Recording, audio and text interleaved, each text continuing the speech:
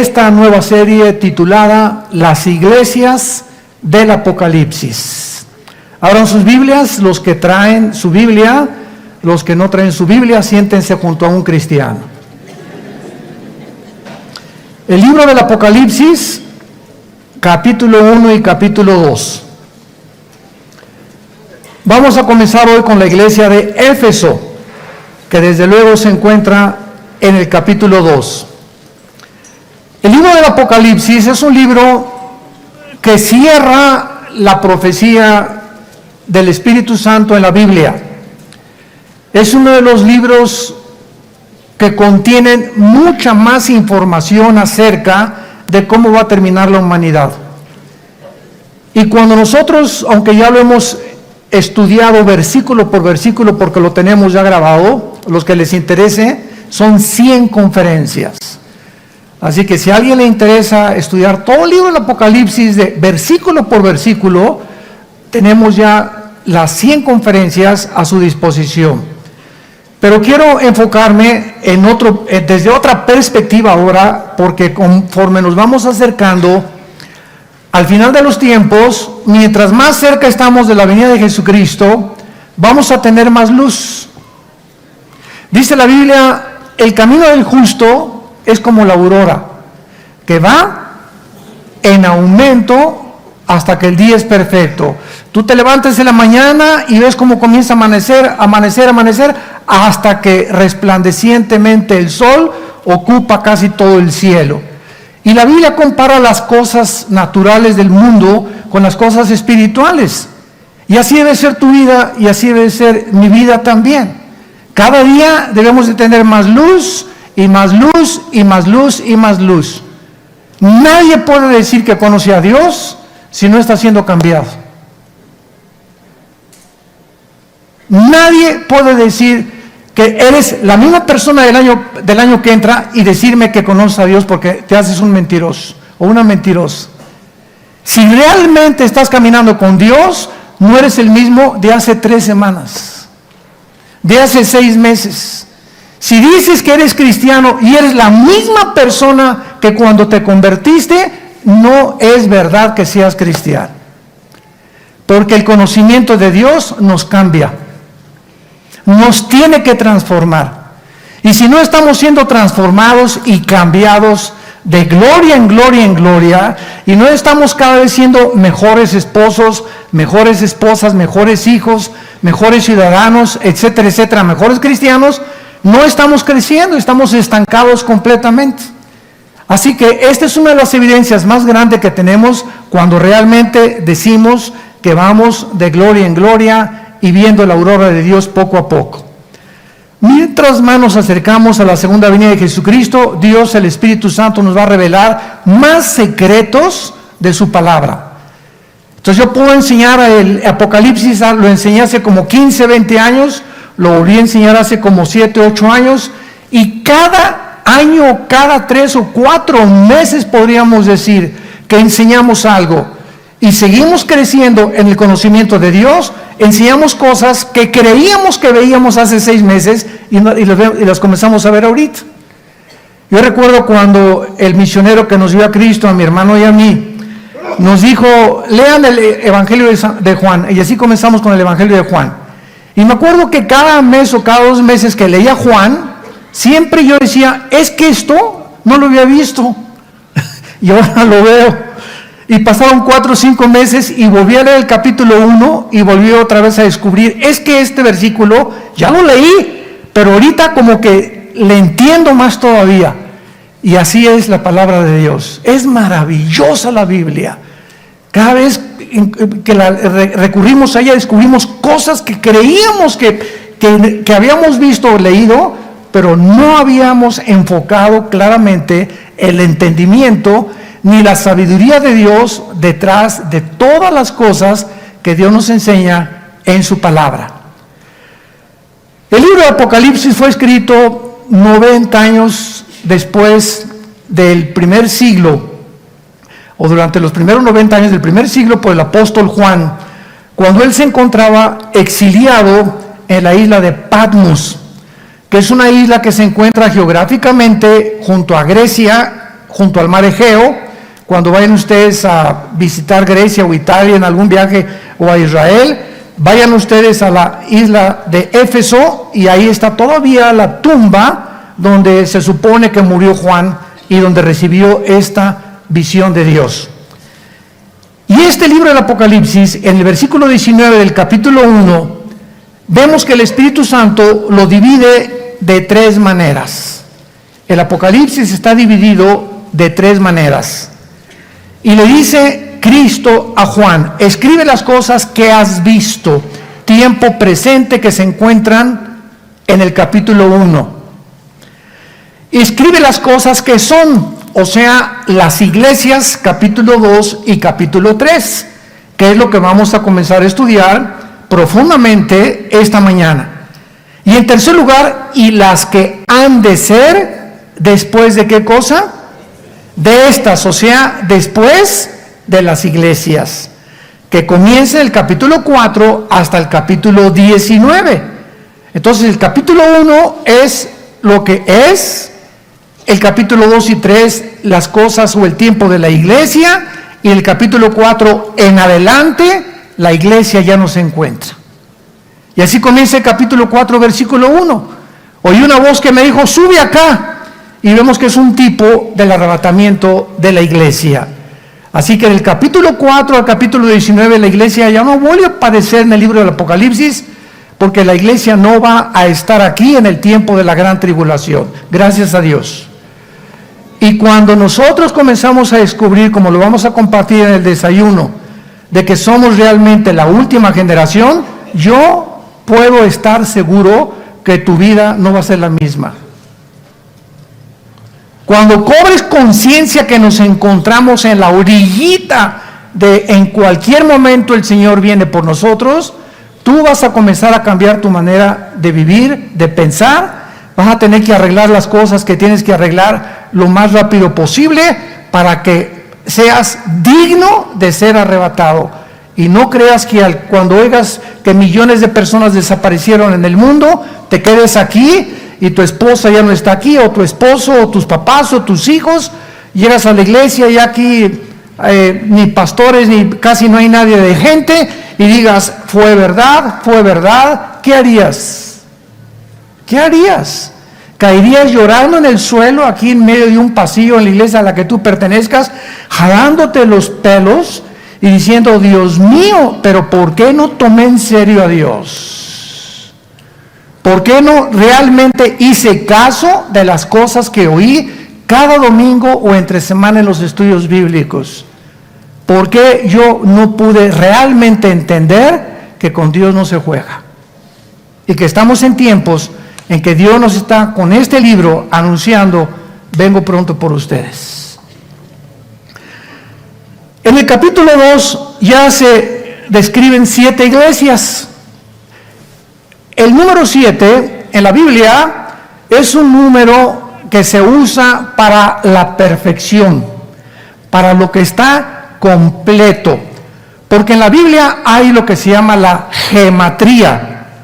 La numerología se puede confundir con la famosa cabala, porque hay, ¿verdad? Como dicen, el número 13 es un número de mala suerte, y en hoteles no hay el número 13, o pasar debajo de una escalera es mala suerte, o encontrarte un gato negro es mala suerte, que son supersticiones y que son cosas que no tienen nada que ver con el cristianismo y que tenemos que desechar de nuestra vida. Yo en una escalera paso por debajo, ¿y qué le digo a la escalera? ¿Y qué pasé debajo de ti? ¿Y qué? Por el amor de Dios. Un gato negro, lo asusto yo al gato negro. Entonces, pero en la Biblia hay lo que se llama la gematría, porque el idioma hebreo y el lenguaje griego, que fueron los dos lenguajes, con la excepción del libro de Daniel, del capítulo 2 al capítulo 7 de Daniel, fue escrito en arameo. Es la única excepción en toda la Biblia. Pero todo el Antiguo Testamento fue escrito en hebreo y en griego el Nuevo Testamento. Entonces, el lenguaje hebreo tiene en cada letra un símbolo numérico. Por ejemplo, cuando venimos al lenguaje de griego, sabemos que la B es el 5, la X el 10, 2X 20, una X un palito y una X 19. ¿De dónde salían esos símbolos? que le llamamos romanos, precisamente del griego koiné, que fue la cultura helénica que absorbió completamente toda la cultura que había en el Medio Oriente. Los romanos la absorbieron también y comenzaron a desarrollar el griego como uno de los lenguajes que establecieron el mundo romano hace aproximadamente 20 siglos. Entonces, cuando venimos a la Biblia, el número 1 representa la unidad. Dice la Biblia, en un matrimonio, tú y tu esposa no son dos. Son dos físicamente, pero espiritualmente son uno delante de mí. Dice Cristo en Juan 17, para que todos seamos uno. ¿Pero cómo? Hoy somos miles o millones de cristianos. A los ojos de Dios, la iglesia es una. Visiblemente somos muchas, pero una es la iglesia universal.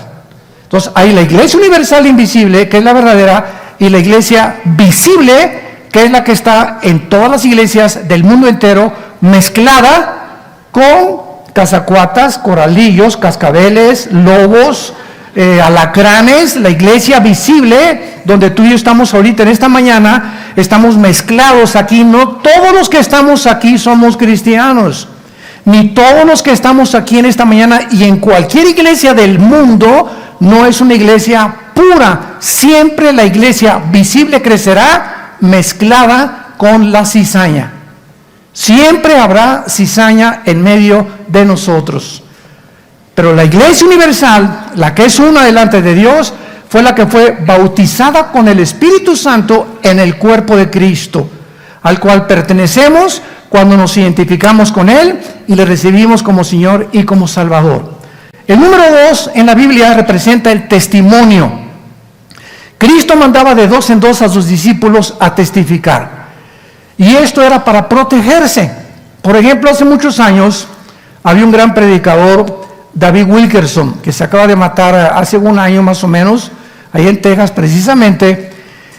Y yo recuerdo que él dejó todo lo que era la atención, la televisión, etcétera, etcétera, y se fue a fundar en Nueva York una organización llamada en inglés Teen Challenge, desafío a la juventud o reto a la juventud.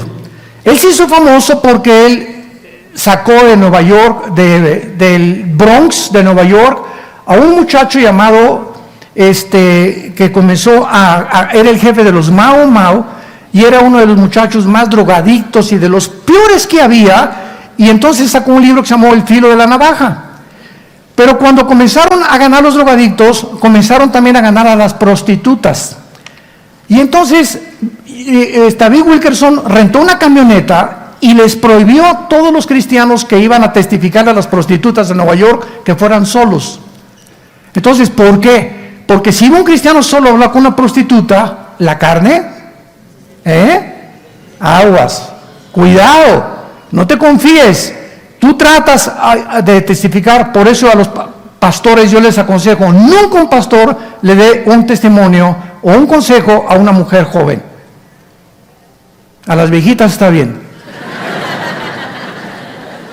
¿Por qué? Porque estamos arriesgando una relación sentimental que nos gana la carne y el diablo. Entonces Dios dijo, vayan de 2 en 2. Entonces David Wilkerson comenzó a hacer esto, a obedecer a Dios y ver la sabiduría de Dios. Entonces bajaban a testificar de parejas, vendían 2 o 4 o 2, 3 parejas, y es mucho más difícil. Las subieron a una camioneta a las prostitutas que aceptaban ser rehabilitadas, pero ya iban con 2 o 3 matrimonios. ¿Ven? Porque fue la técnica en la que Él les dijo, nunca se bajen a testificarle a nadie ni a ninguna persona solos.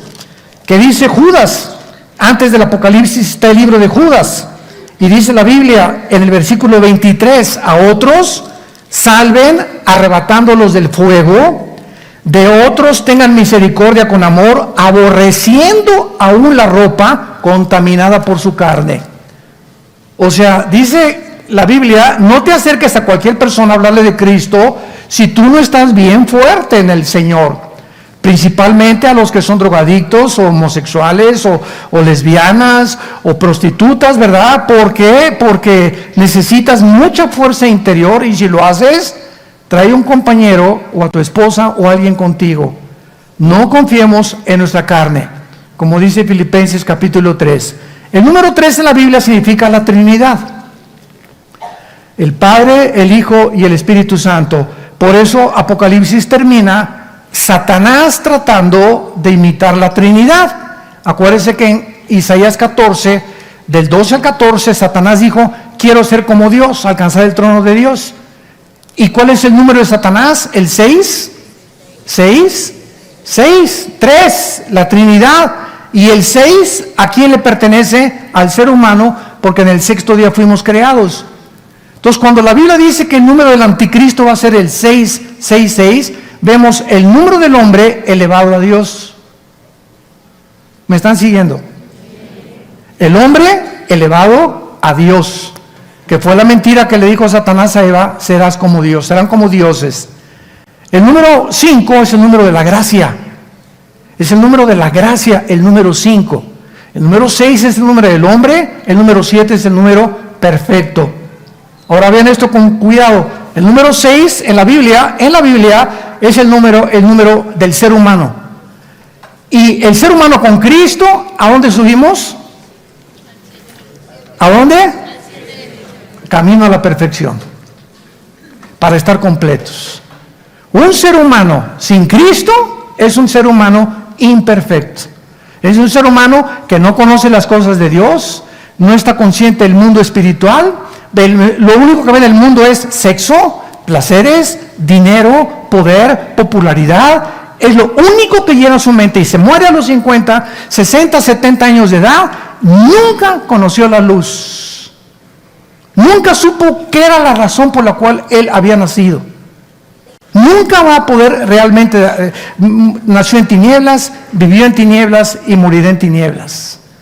Entonces, qué interesante que aquí en Apocalipsis encontramos en el capítulo 1, que dice la Biblia, hablando de los candeleros, versículo 13 del capítulo 1, vi en medio de los 7 candeleros, 7 candeleros. Apocalipsis 1:13. A uno semejante al Hijo del Hombre. Cuando Juan se aparece de repente enfrente de Jesús, Jesús se encuentra detrás de 7 candeleros. 1, 2, 3, 4, 5, 6, 7 candeleros. Y Jesús en medio de los 7 candeleros. Y dice en el versículo 20 el misterio de estos candeleros. Nosotros usamos el símbolo del candelero, o se llama el menorá en el hebreo, para nuestra organización. Vía No para el Mundo tiene como símbolo, ¿qué cosa? Un menorá. Y si tú no sabes por qué, ahorita lo vas a saber.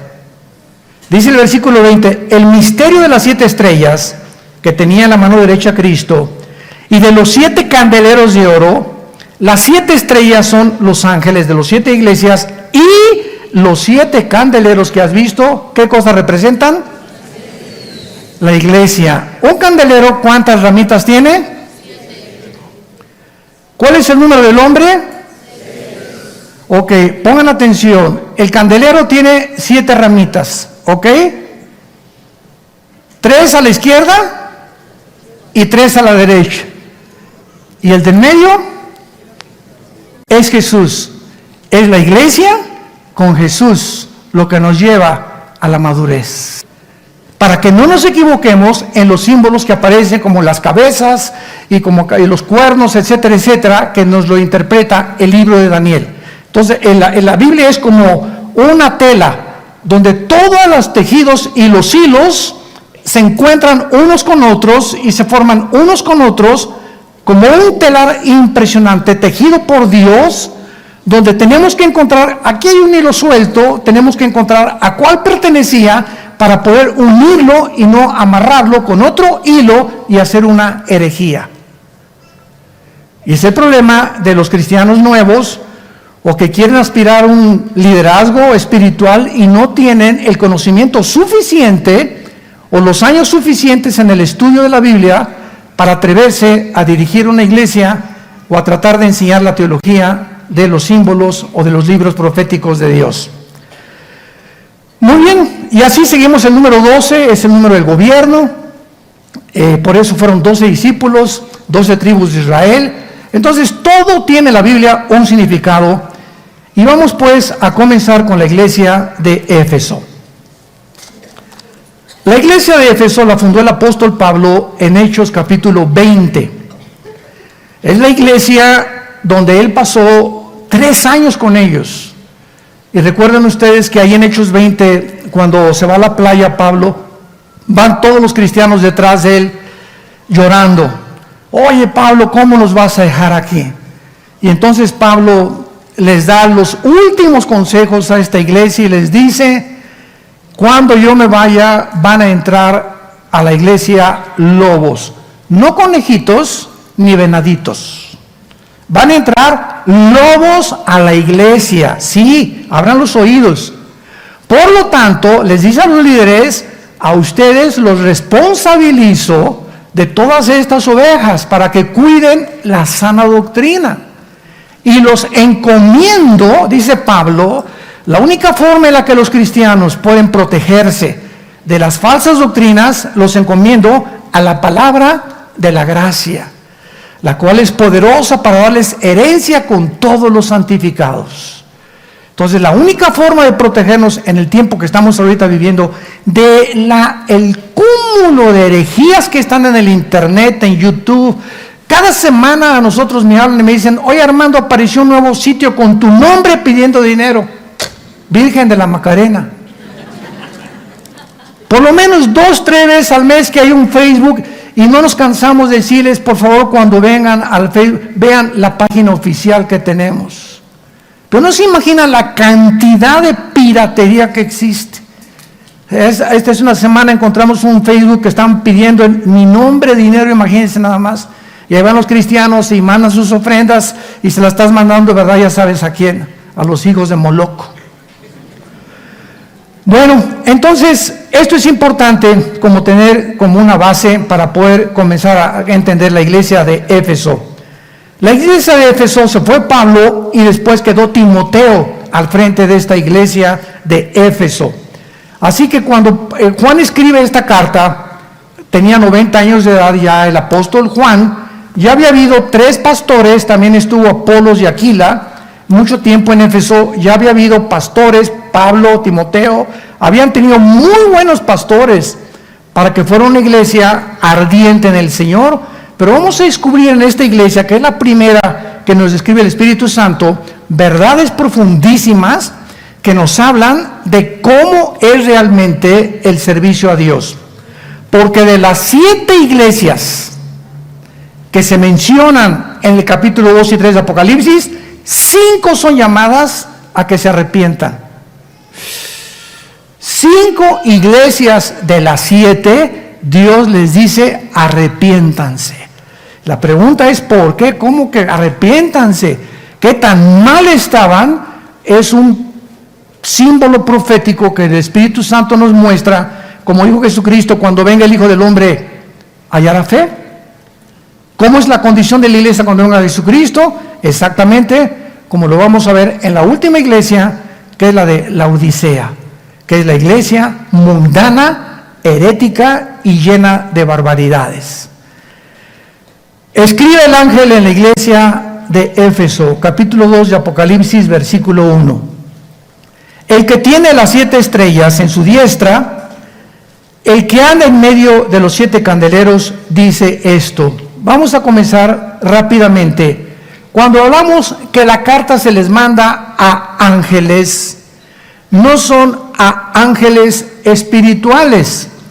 Porque, ¿cómo lo sabemos que este ángel no es un ángel, sino es un líder de la iglesia? Vamos a ver algunos pasajes. Por ejemplo, rápidamente, Mateo capítulo 1, versículo 10. Y veamos que la palabra angelos en el griego se usa continuamente en la Biblia del Nuevo Testamento para describir a los mensajeros humanos de Dios. Mateo dice aquí en la Biblia 11, versículo 10, claramente la palabra que se menciona aquí es la palabra angelos en el griego, porque este es de quien está escrito: he aquí yo envío mi, aquí no se tradujo ángel, Es la palabra angelos en el griego, mi mensajero, que está hablando de Juan el Bautista. Vean otro ejemplo en Lucas, capítulo 7, versículo 24 y 27. Cuando se fueron los angelos, y no se tradujo ángeles, se tradujo mensajeros, porque literalmente la palabra ángel significa eso, mensajero. Cuando se fueron los mensajeros de Juan, comenzó a decir Juan a la gente, etcétera, etcétera. Y el versículo 27, este es de quien está escrito, he aquí yo envío mi mensajero delante de su faz. Entonces vemos que en el Nuevo Testamento la palabra angelos se traduce muchas veces mensajero humano, y aquí en el Apocalipsis no puede ser mensajero celestial, porque Dios en 1 de Pedro capítulo 5, Dios le dice a Pedro que los líderes de la iglesia son los mensajeros, los pastores responsables que deben alimentar al rebaño de Dios, no por ganancia deshonesta, no de una forma forzada, sino voluntariamente. Y el príncipe de los pastores algún día le dará a los líderes de las iglesias y a los pastores que fueron fieles hasta la muerte la recompensa de la vida eterna. Y no solamente eso, sino que también las coronas que pueden pertenecerles a este tipo de personas. Muy bien, entonces este mensaje es enviado a los líderes de las iglesias, pero también a los individuos de las iglesias, porque la aplicación tiene 2 o 3 formas de principio espiritual. Número 2, Éfeso era una iglesia que era en un puerto llena de maldad, de paganismo, porque tenían a la diosa Artemisa, diosa de los efesios o Diana de los efesios. Era el templo dedicado a esta diosa y se consideró una de las maravillas del mundo. También tenían templos en Roma a los emperadores Adriano y Severo. Abundaba Éfeso, este puerto, en las supersticiones, brujerías, astrología, hechicería. Por todos lados vendían amuletos, como los que se están vendiendo ahora a las cristianas. Te vendo este pañuelito ungido para que lo pongas en tu cojín y te acuestes y se te vaya tu dolor de cabeza. Y te vendo este aceitito de Jerusalén para que te lo untes y lo untes en tu casa. El aceite con el que cocina mi esposa está igual de ungido que ese que me están vendiendo. Por el amor de Dios, son amuletos. El momento en que nosotros quitamos nuestros ojos en Jesús y nuestra fe, que Él es el autor y consumador de la fe, y lo ponemos en un objeto, en una persona, en una organización, en un amuleto, en ese momento estamos alejándonos de Dios. Estamos apostatando. Porque nuestra fe no está en un amuleto. Si yo tengo un amuleto, si tengo ese aceite, mi fe, mi confianza está en el Dios Todopoderoso que habita dentro de mí y con el cual tengo comunión todos los días. De otra forma, nos comenzamos a alejar completamente del Señor. Y vengan a esta iglesia que está cayendo polvito de oro del techo. Dios mío, Santo Jesús, María y José y el burrito que los acompaña. Y de repente pues se descubrió que uno de los ahí pusieron los ventiladores, ¿cómo se llama esa brillantina? ¿Cómo se llama alambrina? ¿Cómo se llama? Diamantina. Hágame el favor nada más. Como yo le dije una vez a un hermano, mira que el polvito que cayó en la iglesia, con cualquier joyero llévaselo cabeza de... Que él te diga si es diamantina o si es oro, por el amor de Dios. Es que el hermano le soldó con una cosa de oro Dios y le tapó la muela de oro. ¿Y por qué no le puso una nueva? Dios no trabaja así. Dios trabaja completo en todo lo que Él hace.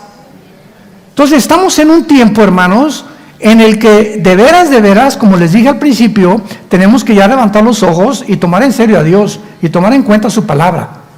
Entonces, esta iglesia estaba edificada en un puerto, como lo acabamos de ver, donde a Pablo lo apedrearon. Vayan ustedes a Hechos capítulo 20, porque comenzó a perjudicar el negocio de la venta de amuletos. Y casi lo matan a pedradas, si no es que lo rescatan de Éfeso.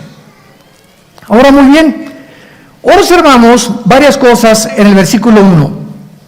Dice Jesucristo y se identifica como el que tiene las estrellas en su diestra.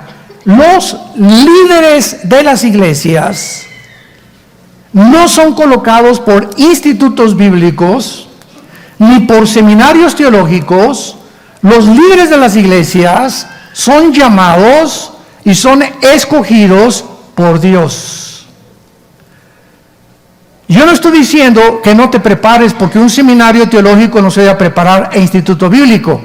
Y es lo mismo que meterme a estudiar ingeniería, pero yo no tengo la vocación para ser ingeniero, ni el talento para ser arquitecto. No se me da el dibujo. No te metas de arquitecto si no se te da el dibujo. Porque un arquitecto tiene que saber dibujar y tiene que gustar el dibujo y tiene que tener el talento para dibujar. Otro hijo le ama la música y tiene un oído impresionante para la música y ya toca la guitarra, ese muchacho está llamado para la música, que algún día puede entrar a un conservatorio y poder seguir esa carrera, el talento que Dios nos ha dado. Entonces, si yo tengo la capacidad para el dibujo y puedo ser arquitecto, pero él me dice, es que de doctor vas a ganar más. Y entonces mis talentos que Dios natural me dio, los dejo por el dinero o por el consejo de personas que no saben lo que tiene Dios en mi llamado. Por eso los padres nunca nos atrevamos a forzar a nuestros hijos. Tú tienes que ser doctor como yo soy doctor. Tú tienes que ser chofer como yo soy chofer. Y escoge la carrera de arquitectura o de abogado porque yo también soy abogado. Espérame tantito, no todos somos iguales. Veamos en 1 Corintios capítulo 12 esta verdad, en la cual es muy fácil equivocarse con nuestros propios hijos, forzarlos a que estudien algo a lo cual Dios no los ha llamado. Qué grave error. Dice 1 Corintios 12, versículo 8, porque a vamos a ponerle a Pancho, le es dada por el Espíritu palabra de sabiduría. A otro, a Carlos, palabra de conocimiento de ciencia según el mismo Espíritu. A otro, vamos a ponerle Bernabé, le fue dado por el mismo Espíritu. A otro, a Cipriano, dones de sanidades. Lo que el Espíritu Santo nos está tratando de decir es que todas las cosas que cada uno tiene son diferentes. Versículo 10, a otro hacer milagros, profecía, a otro discernimiento de espíritus, a otro diverso género de lenguas, a otro interpretación de lenguas. Versículo 11, pero todas estas cosas, ¿qué cosas? La repartición de los dones, la repartición de los talentos, las hace uno y el mismo Espíritu, repartiendo en particular, traducción a la mexicana, como a él le da la gana.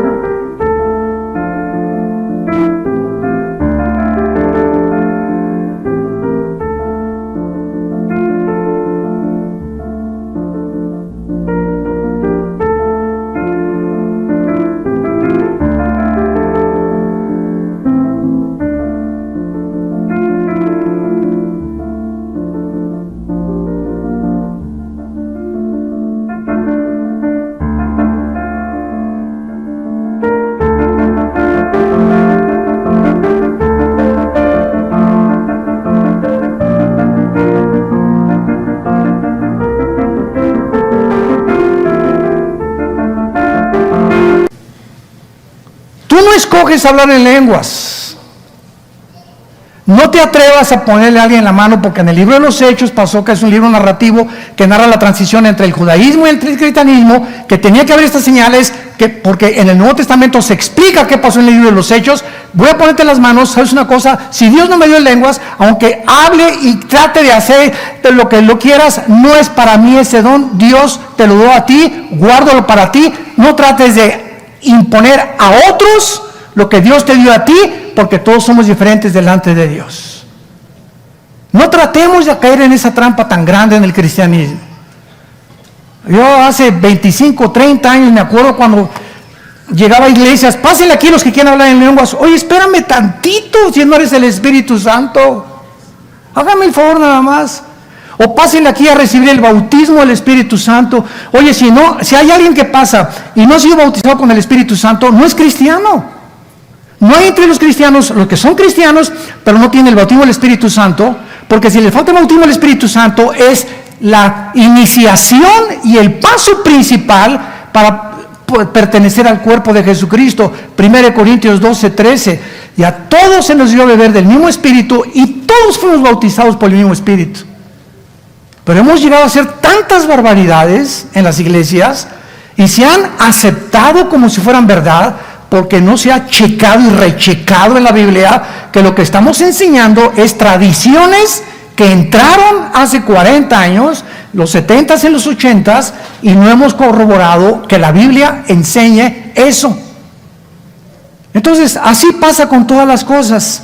Regresamos a Apocalipsis, y cuando Jesús dice que Él tiene las estrellas en su diestra, el hecho que tú hayas entrado a estudiar para ser pastor o seminario teológico no significa realmente que tú hayas sido llamado al pastorado. Ahora bien, y lo voy a decir con mucha sinceridad, no tengo por qué mentirles a ustedes. Nosotros en Villanueva hemos tenido 3 o 4 pastores que los hemos involucrado en el llamado al pastorado y no habían sido llamados. Y los que no son llamados, tarde o temprano se salen. Muchos son llamados, pero pocos escogidos. Entonces hay muchos llamados. No, yo quiero ser esto, yo quiero ser doctor y ya que me doy cuenta que no, pues no sirvo para doctor. Quise estudiar para contaduría, pero me doy cuenta que mis talentos no son, y pues voy a tener que dejar 2 años de universidad para meterme a lo que realmente me gusta a mí, y perdiste 2 años. Así es en el mundo espiritual. Se dan cuenta, los 2, 3 años, no es que no tengo llamado de pastor, no, pero entré por lo que tú hayas sido. Nosotros somos hombres y nos equivocamos y muchas veces llamamos a alguien que no ha sido real. Ahora, desde luego que cada vez subimos más y más y más las vallas de protección, ¿verdad? Mientras más pasa el tiempo, más requisitos exigimos para eso, pero de algo estamos seguros, que una persona que no ha sido llamada y nosotros nos equivocamos, Dios tarde o temprano lo saca del ministerio, por lo que sea. Pero no puede durar. Los que son llamados por Dios permanecen con el Señor en el ministerio. Y esto es algo que tenemos que aprender. Jesús tiene a los líderes en la mano. ¿Qué significa esto? Que Jesús ve y conoce a los que han sido llamados y los va a sostener porque estamos en su mano. Y si Él te puso donde tú estás, no hay ningún poder del infierno ni de demonios que te pueda quitar. Nunca tengas celos de nadie. Nunca te sientas con envidia de nadie. Porque cuando Dios te llama a ser un músico, a ser un predicador, a hacer esto y el otro, siempre Él te va a sostener porque Él te llamó. Y llega el momento en que todos nosotros tenemos que recordar a Juan el Bautista. Juan el Bautista comenzó a ser la estrella, los reflectores en él, y miles se juntaban a su alrededor, y de repente sale Jesús. Y Juan el Bautista se da cuenta que él simplemente había sido llamado para preparar el camino de Jesús. Y Juan el Bautista dijo estas palabras: es necesario que Él crezca y yo mengue. Llega el momento en que tú eres Miss Tlalnepantla. Tienes 25 años y vas a ser los 35, 40 y tu belleza, y va a llegar otra más bonita que tú. O ya te está pisando alguien detrás, un artista, un cantante. Siempre habrá alguien mejor que nosotros. Y nuestro llamado no dura siempre para ser las estrellas. Y así pasa con predicadores, con artistas, con cantantes. Siempre hay alguien detrás que viene mucho mejor que nosotros. Y nosotros los pastores, les he dicho a muchos congresos que hemos sido invitados a los pastores, hay pastores que tienen 15 años ellos y no le prestan el púlpito a nadie. No entrenan a nadie por el celo o la envidia que les van a quitar y van a ser más famosos que ellos. Y nosotros tenemos ya 40 años de ministerio. Por eso son las cosas, me ven ustedes pocas veces aquí en el norte. Si yo sigo cada domingo aquí en el norte, hacen un ídolo de mi persona. Se los digo con todo mi corazón. Y ya no dejo venir y ya no viene la gente. Y ahora tenemos infinidad de pastores y lo estamos empujando a los jóvenes. ¿Para qué? Yo ya no soy necesario. Yo vengo de vez en cuando. Soy pastor de mis pastores ahora, pero hay muchos mejores predicadores ahorita que nosotros mismos. Y tenemos que dejarles el lugar a ellos, porque vienen con más fuerza, con más energía, con más poder, con más visión muchas veces que nosotros mismos, que ya tenemos mucho tiempo en el ministerio. Aunque la sabiduría se las podemos impartir a ellos desde luego. Pero nunca nos sentemos como yo soy aquel.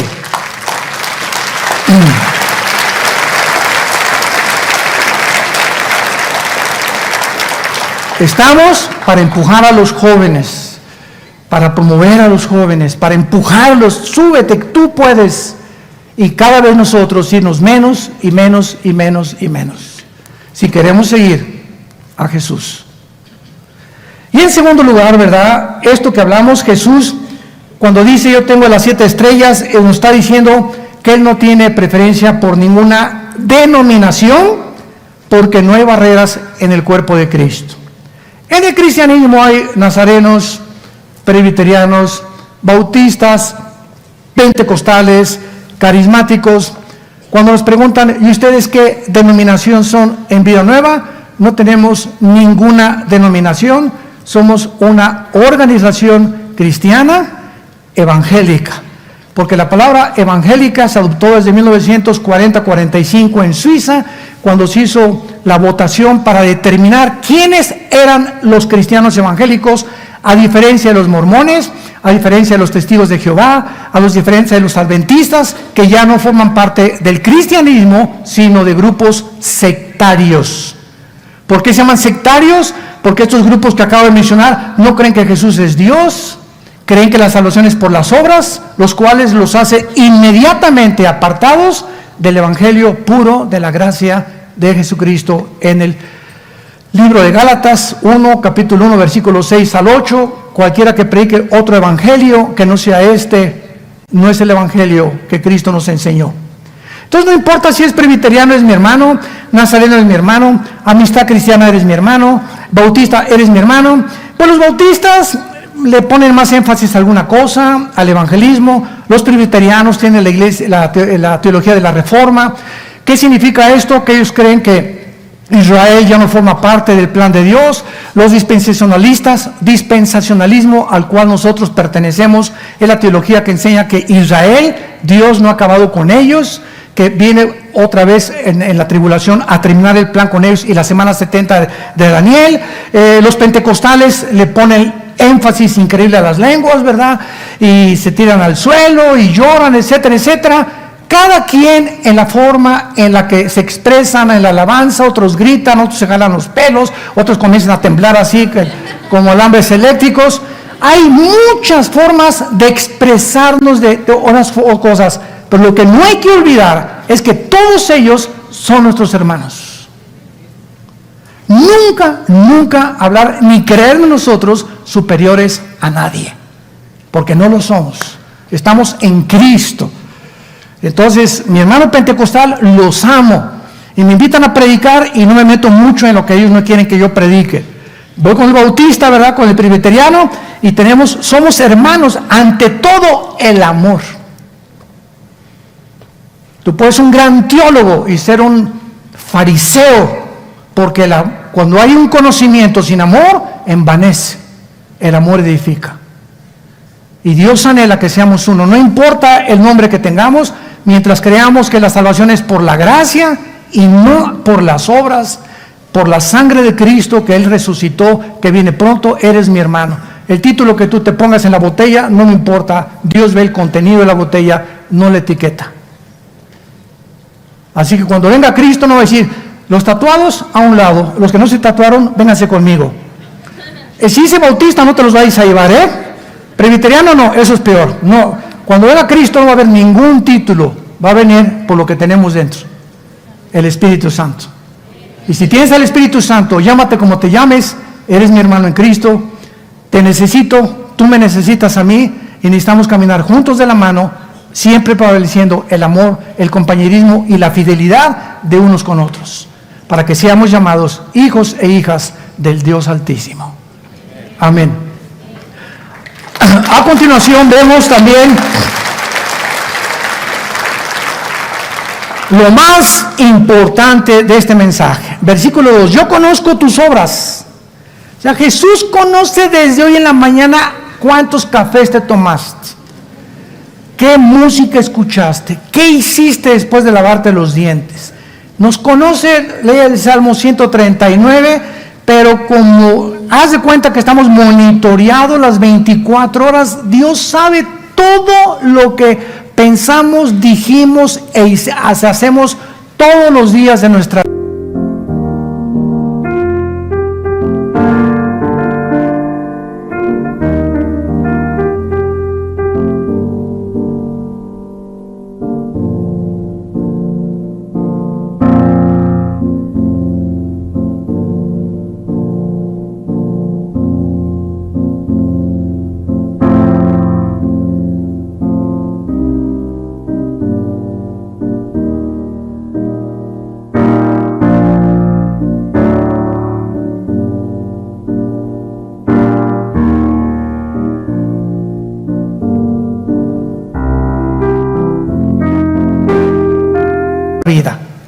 Yo conozco tus obras, y se los dice a todas las iglesias, y tu arduo trabajo y paciencia, y que no puedes soportar a los malos, y has probado a los que se dicen ser apóstoles y no lo son, y los has hallado mentirosos, y has sufrido, y has tenido paciencia, y has trabajado arduamente por amor de mi nombre, y no has desmayado. Vean todas las cosas buenas ante nuestros ojos que Dios y Cristo reconoce. Nada de estas cosas son malas.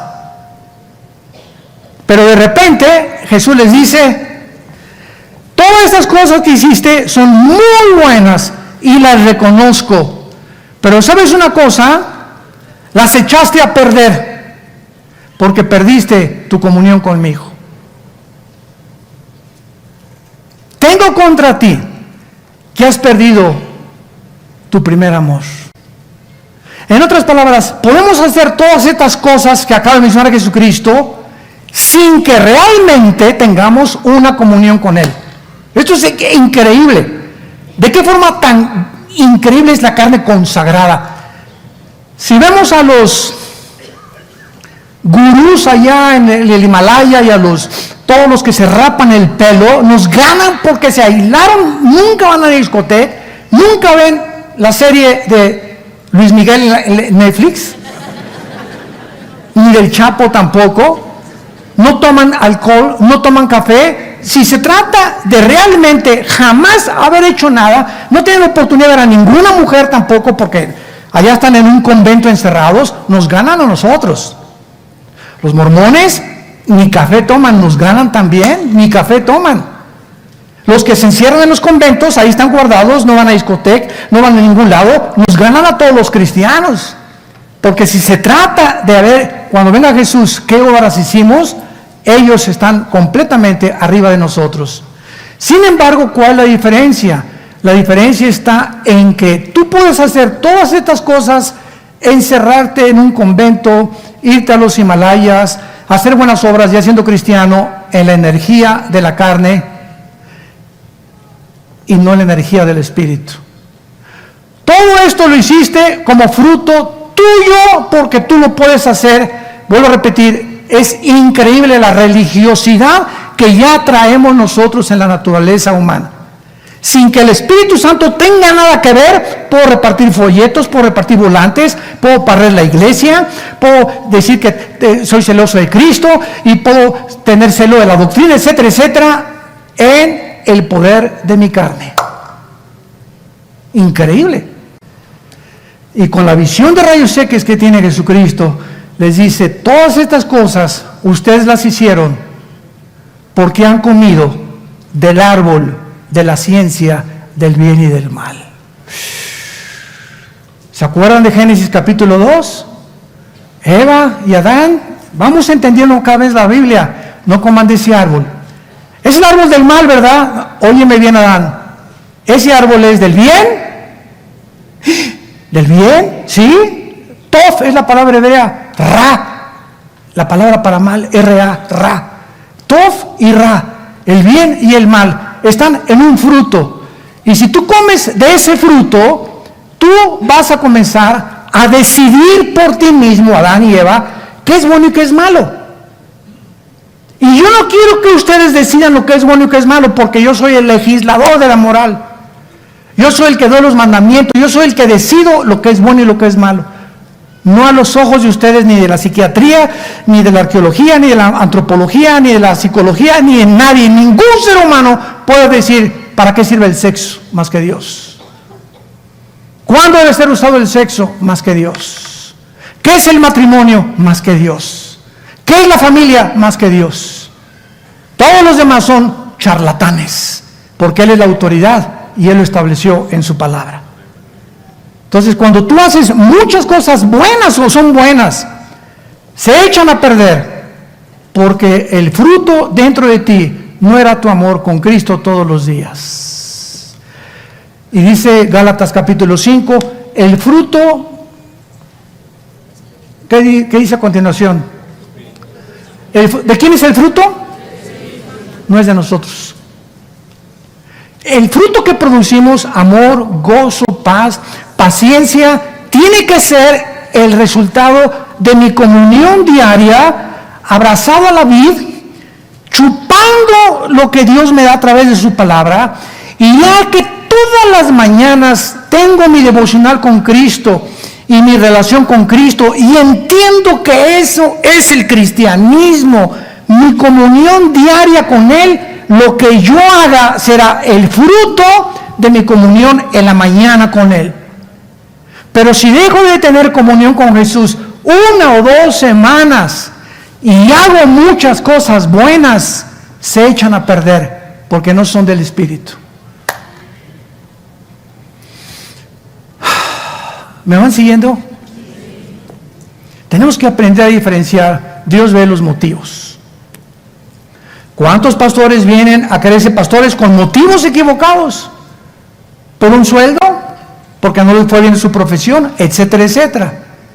¿Cuántas personas hacen lo que hacen por motivos equivocados? ¿Cuántos políticos gobernantes hacen lo que hacen por motivos equivocados y no para servir al pueblo? En todas las áreas de la vida, Dios ve los motivos. ¿Por qué haces lo que estás haciendo? ¿Qué es lo que te impulsa? ¿Qué es lo que te mueve a hacer lo que estás haciendo? Si no es tu relación con Cristo, hoy en la mañana, lo que tú estás haciendo durante todo el día se va a echar a perder. Es el fruto del bien y del mal. Es bueno lo que estás haciendo, pero el mal lo echa a perder porque no es del árbol de la vida. ¿Sí me entienden? Le pido a Dios que me entienda. Es importantísima esta lección de la iglesia de Éfeso. Y Jesús los acusa, ¿verdad? Todas tus buenas obras, ¿verdad? Tienes que entenderlo. Y finalmente les dice Jesucristo en el versículo 3, has sufrido, has tenido arduamente por amor a mi nombre. Yo amo a Jesucristo. Yo conozco a cristianos que van a otro ejemplo, a un congreso de alabanza, y el congreso de alabanza está hasta arriba, y caen los jóvenes y lloran, y es normal, y es natural, y los toca, y sí, Jesús por aquí, por allá, y te tocó, y el predicador que oí este domingo me hizo llorar. Todo lo que tú quieras y digas, y el lunes, y el martes, el miércoles, ya ni te acuerdas. Todo sucedió en un momento de emocionalismo. Pero si los otros días que siguen después de eso no mantienes todo lo que hiciste, eso que te caíste en ese congreso y que lloraste, no te será tomado en cuenta, se echó a perder, porque no mostraste la misma solicitud hasta el fin para plena certeza de la esperanza. Hebreos capítulo 6. Entonces hay cristianos que van de congreso, y en el congreso, y otro congreso, y otro congreso, y 4 o 5 congresos al año, y los toca el Señor, y se caen al suelo, y se revuelcan, y giran en el suelo, etcétera, etcétera. Emocionalismo, lo que tú quieras, y puedo decir que es natural, que es normal, sí sintieron, pero venga el otro día, y el martes y el miércoles, y no entienden que no dura. Moisés, no recojan el maná, no lo guarden, porque se les echa a perder. ¿Por qué, Señor? Quiero enseñarles a que dependan de mí todos los días. Ahí está en el Éxodo la lección. Caía el maná y los que lo guardaban, no por lo que el Congreso, lo que habló el predicador, lo voy a guardar a mí. No es cierto. Con pasan los días se te echa a perder, se te echa a perder, se echa a perder. ¿Por qué? Porque Dios quiere que todos los días, el martes y el miércoles y el jueves y el viernes y todas las semanas después del Congreso, mantengas ese ardor pegado a la Biblia y a la comunión con Jesucristo. Si no, eso que te dio Dios, ese maná que te dio Dios, se te echa a perder a los 3 o 4 días. Y tú no puedes llegar el día de Cristo. Señor, ¿te acuerdas en el Congreso? ¿Viste cómo me caí, Señor? Y te grité, ¿verdad, Señor? Sí, claro, y lo reconozco. Y en ese momento sentí a Jesús. Sí, pero yo no te voy a juzgar por lo que hiciste hace 4 o 6 meses, Pancho, sino por lo que hoy en el presente eres. Desde ese tiempo, ¿qué has hecho con tu vida? Con la vida de Jesucristo y con mi palabra en tu corazón. Padre, te damos gracias en esta mañana por tu palabra.